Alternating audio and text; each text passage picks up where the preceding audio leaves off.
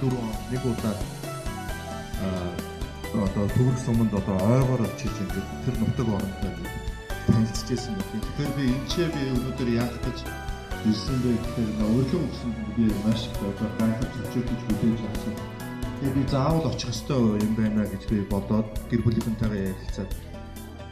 Тэгээ надад яг энэ талдаа аав талдаа ясан талдаа надад мэдэхгүй танихгүй зүйлүүд маш их байгаа. Тэгээ энийгээ би мэдэж дараагийнхаа үедээ миний үүрэг болчиход байгаа.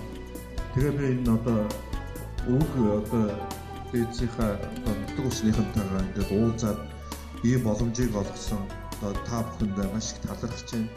айгааданда харагдаагүй цайлган сэтгэлтэй чимээ цайгаан сүлээд хүлээнэхөө цайгаан сэтгэлтэй чимээ цайгаан сүлээд хүлээнэхөө